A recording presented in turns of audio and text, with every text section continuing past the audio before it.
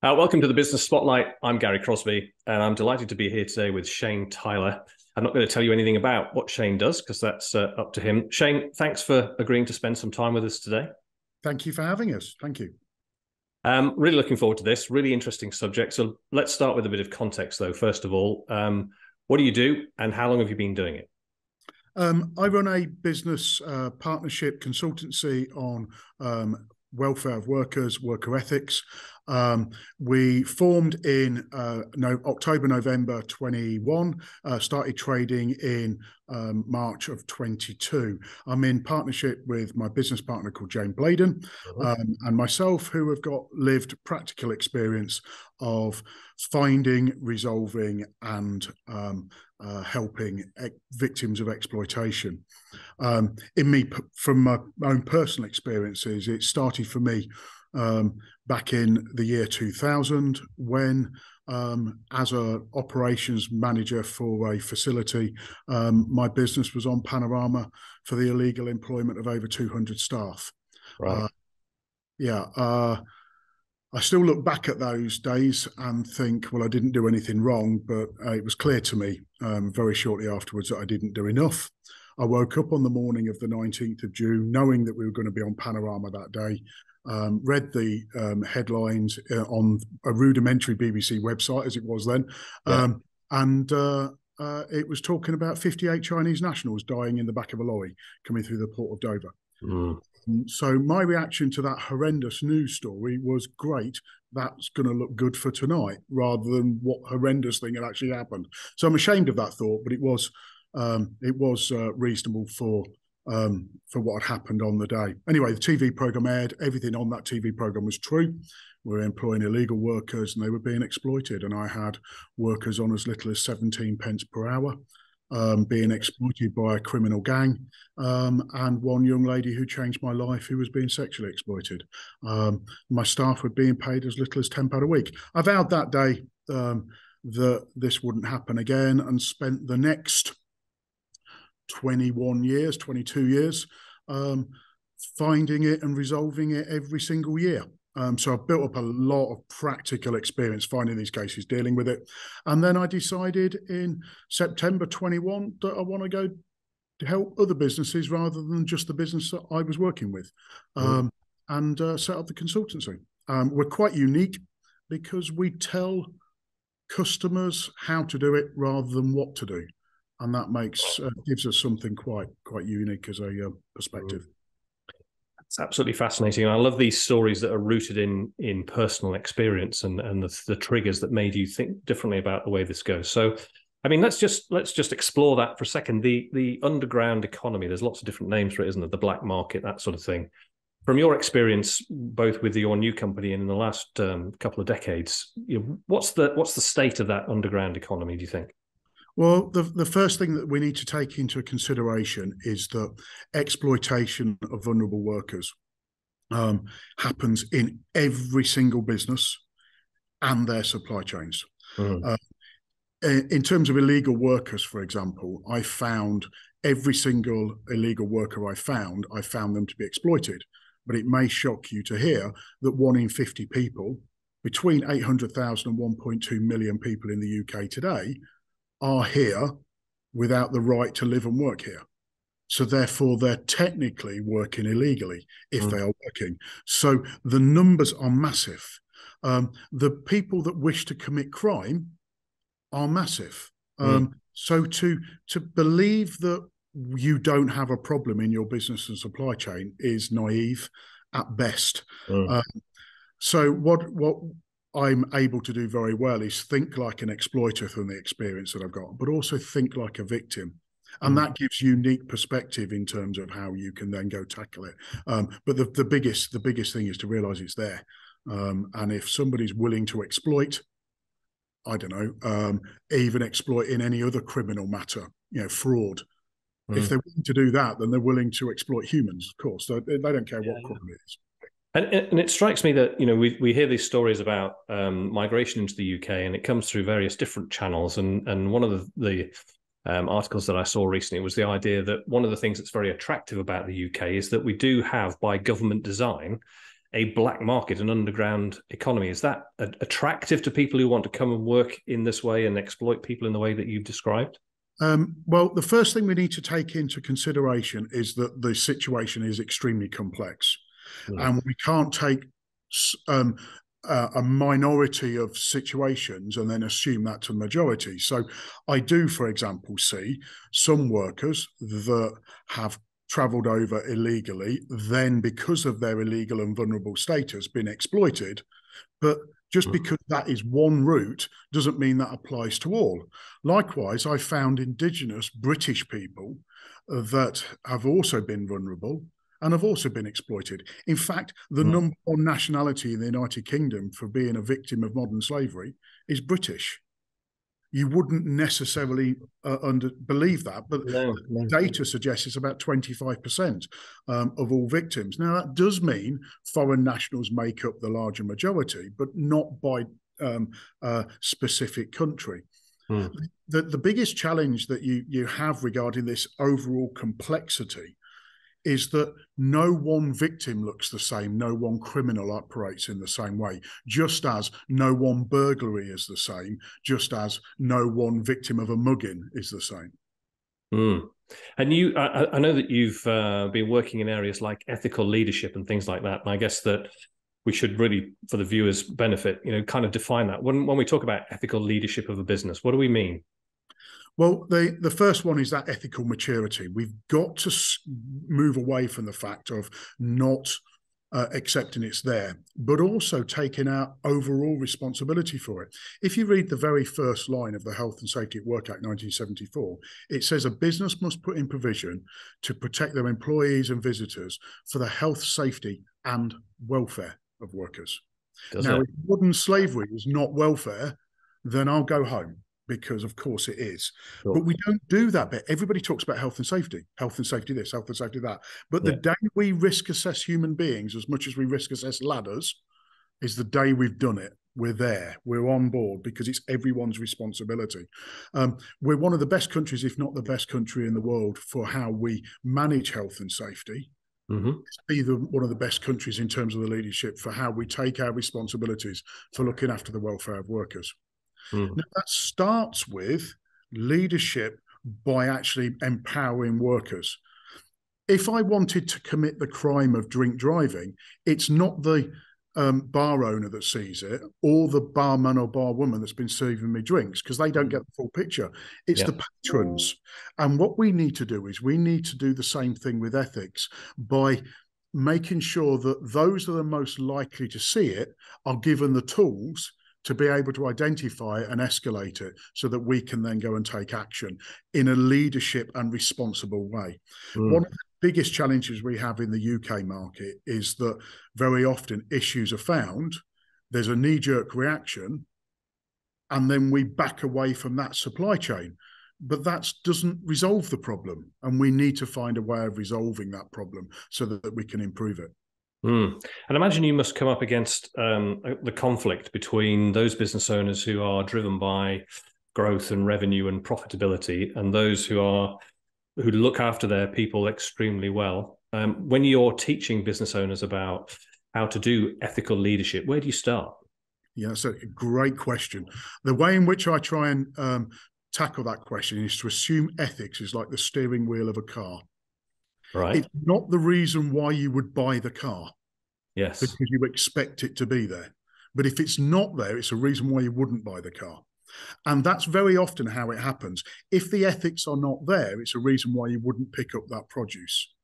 However, we do find that very often the consumer themselves buy on price. So the cheaper you are, the more likely you are to be able to get a sale. We have to keep on always pushing back against that, so you get the imbalance. Now, do you end up with having some businesses that are incurring costs because they are all more ethical than others? Well, possibly yes. But I would argue if they are really tackling welfare that well, then they are also reaping the benefits of good welfare, because they have better retention, better training, they're more efficient, more effective. So there are a number of things that work in the flip side to that. Typically, though, I don't really think that ethics costs money. It doesn't cost for a business to check or put in a program as part of their induction, for example, to ensure that welfare is paramount and that the workers are expected to check on the health, safety, and welfare of fellow colleagues. Just by asking a fellow colleague, "Are you okay?" sometimes can be enough to help trigger them to realise that you're looking. And criminals are lazy. They don't go to businesses where there's good ethics. That doesn't mean that just because it's there, it's bad ethics. I must stress. But they, if they know you're looking and potentially can disrupt their business model, they'll go somewhere else. And the other thing that gets me is, and I can see that, within the factory complex in the UK, I think that's really interesting. But I imagine some of these companies are quite complex. They've got very long supply chain tails and things like that, and they might know their what would you call it, tier one supplier really well, and they're confident that what's coming out of that factory, maybe somewhere else in the UK or overseas, is being produced well. But there's probably a long chain there. How do you, as an ethics advisor, get companies to consider what might be happening 3 or 4 layers down? Yeah, and sometimes you can't. No. That's the first thing you have to recognise. That you have a limited amount of resources. The crucial thing is go to where your resources will have the most impact. And if every company did that, you, number one, reduce your duplication, and 2, people will be effective at what they're doing. I've only got a certain amount of net. There's no point in trying to spread it across the Atlantic. Let's just go chuck it in a local lake, and then I can catch something. Yeah. We just have to think that way. But if you are targeted in a certain area and there are 1,000 companies targeting in their area, you're really effective rather than 1,000 companies just looking randomly at stuff that are not achieving anything. So we've had a Modern Slavery Act in the UK since what, 2015? 2015, yeah. Something like that. So what not something like that, 2015. What obligation does that place on a business owner then? Well, Section 54 requires that a company must do a business statement of what they have done in the previous financial year to tackle modern slavery. Right. My personal feeling of it, has it gone far enough? Probably not. However, even in its crudest sense, it was very much an act which was so. Okay, so if I am an organisation that then goes and does a statement that says we've gone and done all this stuff, and how does that affect the exploiter? If I'm not actually doing something to help a victim or doing something to actually tackle those that are wishing to exploit, how have I really helped? When actually we need to be looking at more targeted approach that names and fames businesses for actually going and finding it and doing something. I was only working with a business a couple of weeks ago, which has led to a couple of arrests, further disruption of a gang of up to 9, and potentially 138 victims safeguarded. That's, that's the type of thing we should be rewarding, not whether they have a statement on their website. No.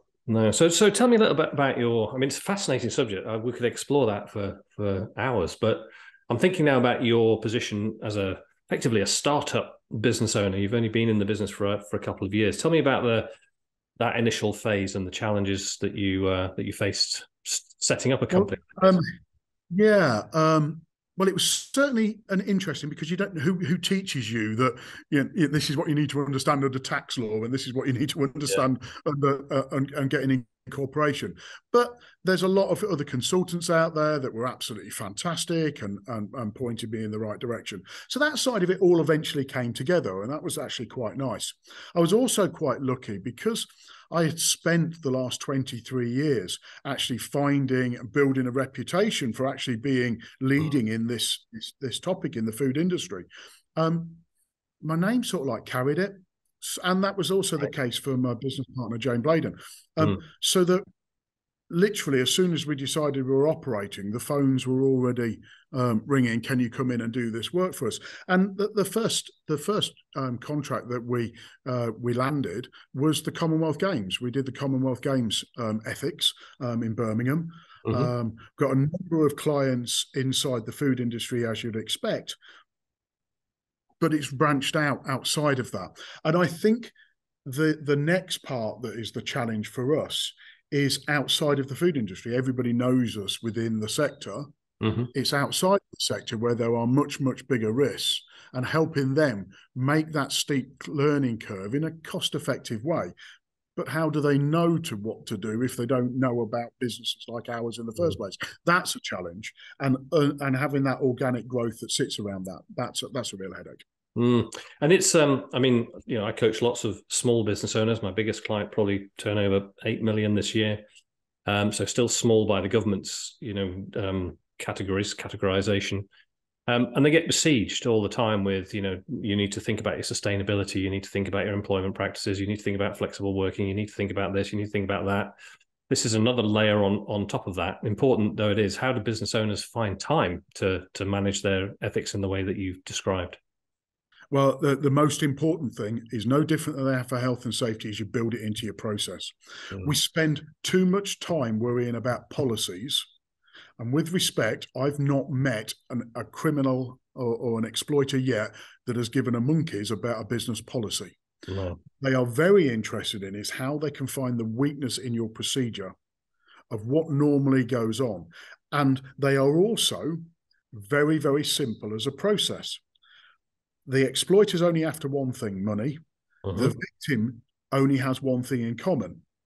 They're vulnerable. That's the situation in every single case. So if you can find where the vulnerable are vulnerable in a process and where there is money, and focus on those two areas where they come together, therefore you can do that actually by targeting where you need to be. A lot of people say, I need to go tackle modern slavery. What does that actually mean? However, their risk might be, I need to tackle recruitment fees. Therefore, recruitment fees might be one specific point in a process where they need to make sure that that is really tight. And if they deal with that, that's their biggest impact attacking one area. That can be so much more effective than trying to do everything. And I think if we go back to your point about health and safety, and then the fact we're quite good at it in this country, we've come a long way since 1974 and everything that happened then. But if there's no statutory or regulatory force being applied to modern slavery, does that mean that business owners are less inclined to put that towards the top of their priority list? I think so, yes, is the simple answer.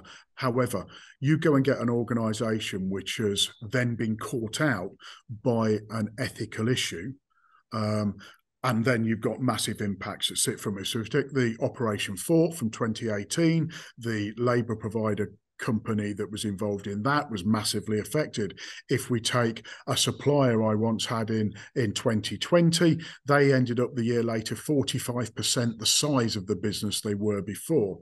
If you take Staines Football Club, this time last year, they were not trading because their investors had been found guilty of modern slavery offences in America. And suddenly, overnight, they had to stop playing football. So when you get those DEFCON 1 moments that can happen either within employees, within your supply chain, or within your money train, it can have that impact. What we need to do is we almost need to realise that these things happen, they naturally take place, and that it's almost an insurance policy that you're doing something so you can justify why your business is not going to be affected. And arguably, we do that with health and safety because we all get accidents that take place and we all get insurance claims against those large companies, but it doesn't stop them doing health and safety. It's the same thing with ethics. You're in a better, more defensive position if you're at least doing something. So let's talk about what that something is then, because I'm thinking now of the piece of advice that you would give to a business owner. You want to, I guess you want to make them aware that ethics is an issue, and then you want to advise them on how to start looking and what to do if they find something. So when you go into a company, what's your approach to this? Number one is the awareness. It's to almost shock them into the fact that it's there. And there's a number of cases. Obviously, I've had thousands of cases over the past 23 years. That I can draw on to actually give that and be specific. That makes it real. The second part then is how you identify with them where their weaknesses in their processes are, to show that they can do something about it, rather than it being this overreaching topic that is so overburdensome that they're almost numbed into ineffectiveness.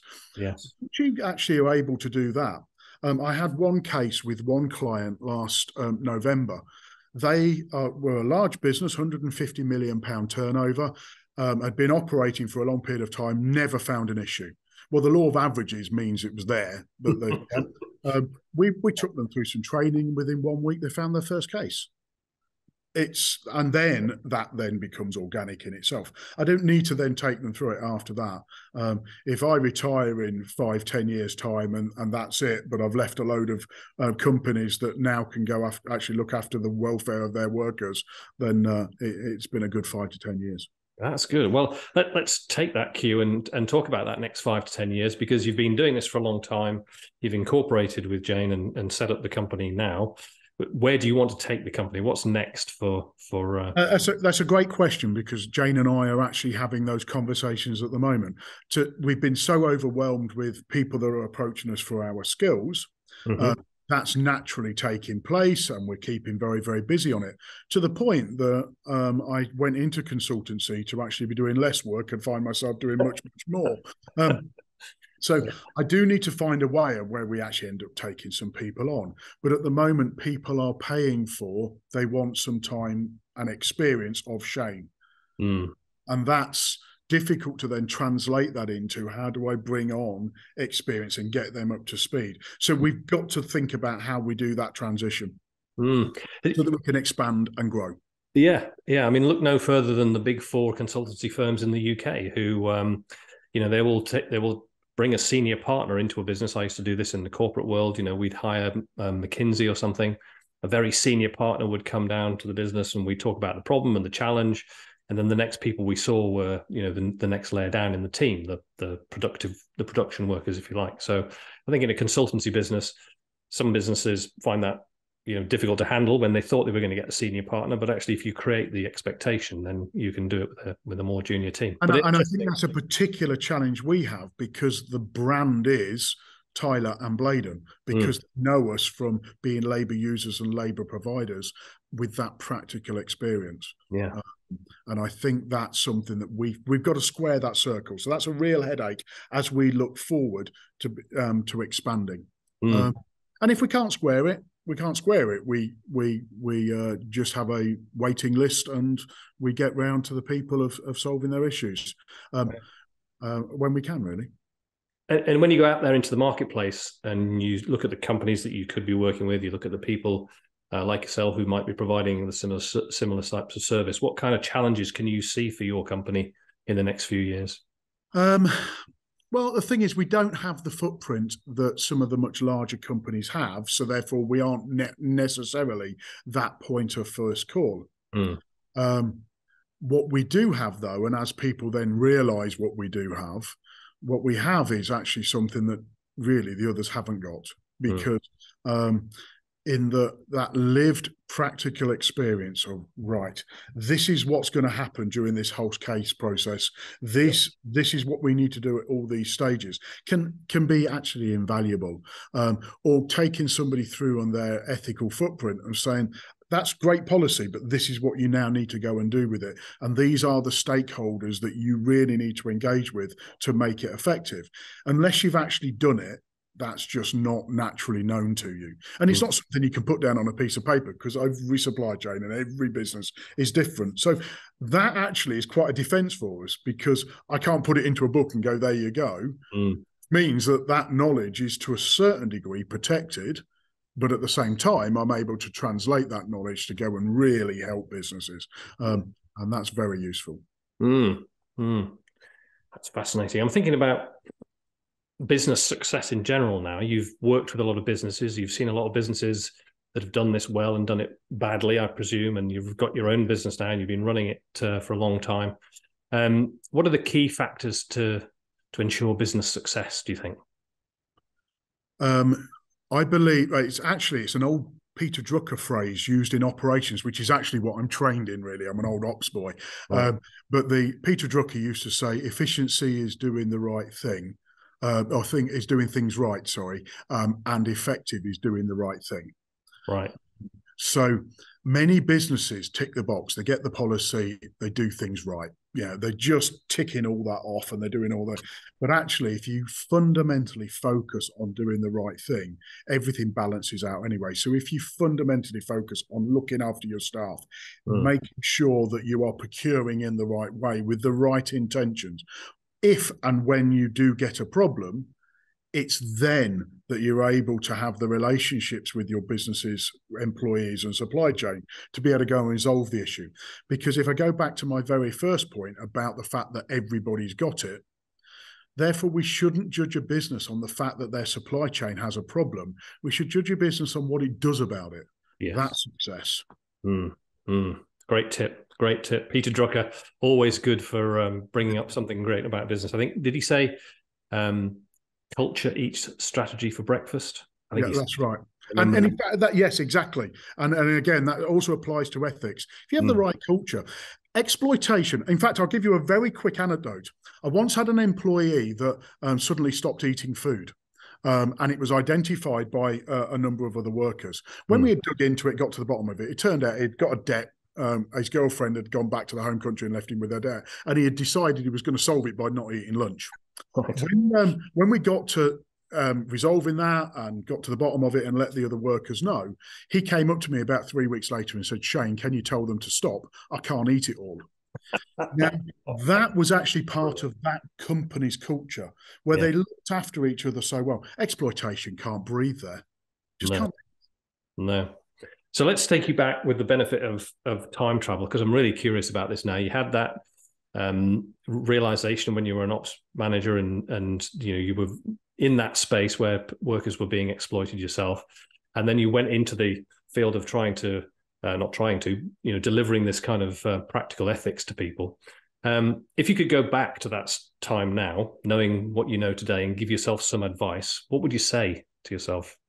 The first thing I would have done is to have carried on doing what I was doing in 2000, but have not made the mistake that I made by 2005. Because what I did in the first 5 years, I found in excess of 180 separate cases that were what would now be considered modern slavery with multiple victims.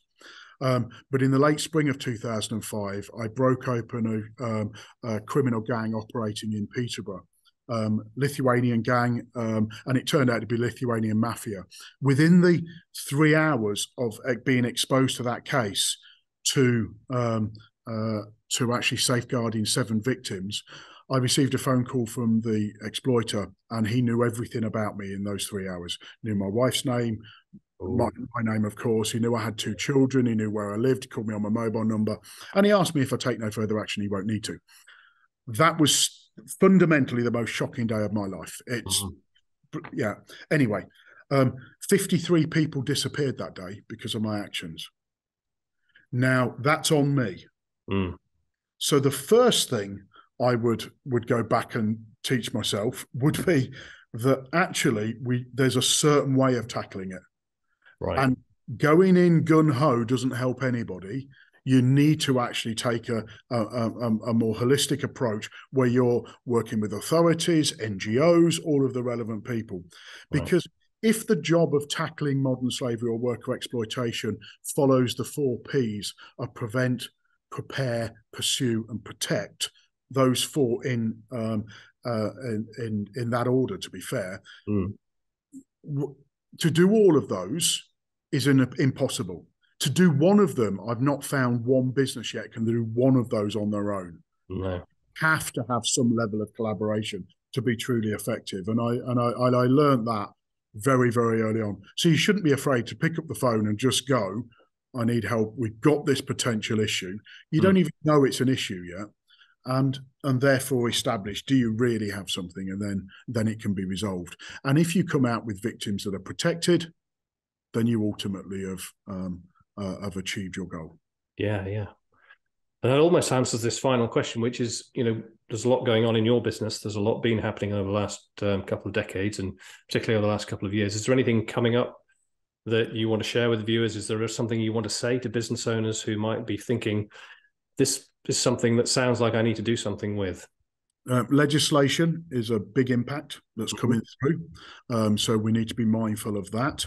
The impacts of current immigration policy, current, not future of what's being planned, is leading to a loophole in the law, which is actually placing large numbers of low-paid workers in a vulnerable position. Not necessarily vulnerable from a business perspective, because you see them as legal, but in effect, they're actually potentially could be working illegally without your knowledge.